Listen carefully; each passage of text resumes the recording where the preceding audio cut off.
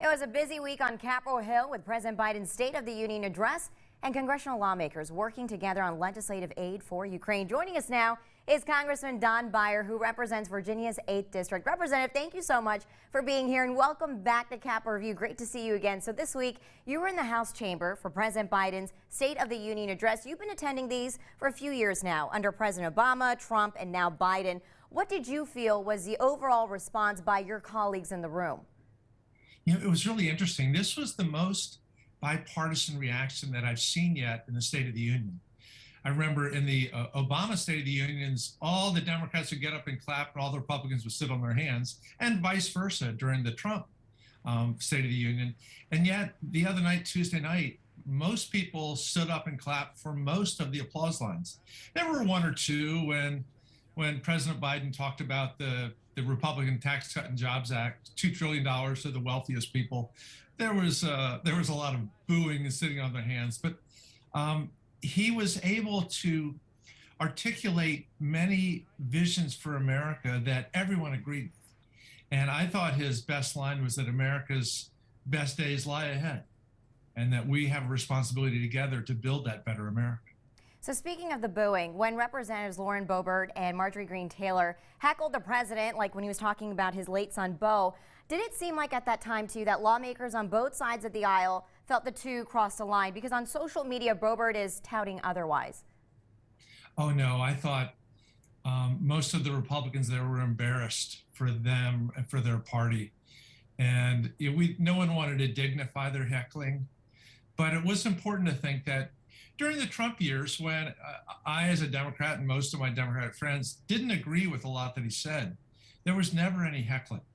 You know, we would be quiet, but, you know, you try to save that for speeches and tweets rather than that disrespect.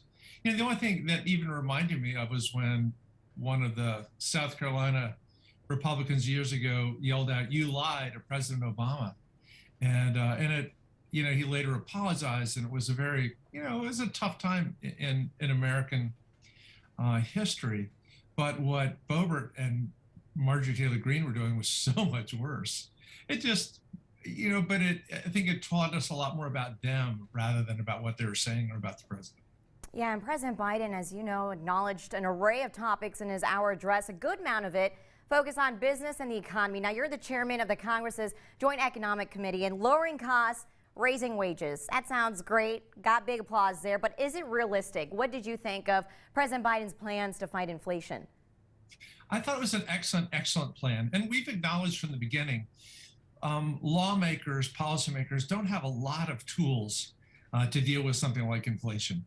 Remember, inflation is the result of millions of small business decisions made over a couple of years.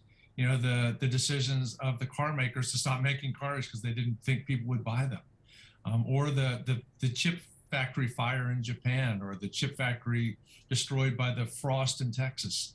Lots and lots of, or just all the impacts of COVID. But what the president did say was that the wages are rising faster than they have in 40 years. I mean, something like 5.8% last year. So many people have been left out of the growth of our economy in the last generation. They're included now. And we don't want to stop inflation by pushing wages down.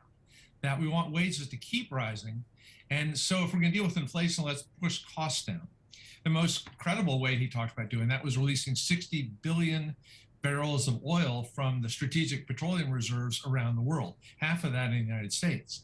You know, most Americans are looking, you know, not so much at the cost of their cars or rent or groceries, but at gas prices. And when you're paying $3.50 in our area or $6 in California, you can get pretty upset. So he's trying to directly address that. Let's talk about Ukraine. It's both a heartbreaking and infuriating war to watch unfold in real time. And you've spent time overseas. You were the ambassador to Liechtenstein and Switzerland under President Obama, a country that has always remained neutral up until now. They're also imposing sanctions and freezing Russian assets. So what do you think the U.S. should be doing to help Ukrainians to fight Russia? Do you think the U.S. is doing enough? I do think we're doing enough. And by the way, I was really pleased and thrilled that Switzerland actually weighed in. You're right, they didn't weigh in World War II. And I give a lot of credit to that, to the current Swiss government and to the Swiss ambassador to the United States, Jacques Pittelou, who understands America and understands the world. So this is really helpful. By the way, there are a lot of Russians and a lot of Russian money in Switzerland, so this is really going to have an impact. But yeah, you know, we don't want to put American boots on the ground. We don't want to be shooting down Russian planes with American planes. We don't want to start a much bigger war. But we're seeing already that the sanctions that Joe Biden has united the world around are having a devastating impact on the Russian economy. The Russian ruble is worth less than an American penny, and their stock market's off 40%. They won't even open it because they're afraid it will fall even farther. This is going to have a big impact on the future of the Russian invasion in Ukraine. All right, Congressman, thank you. So when we come back, we talk to Representative Beyer about a program you'll only see on DCW 50 this weekend. You're watching Capitol Review.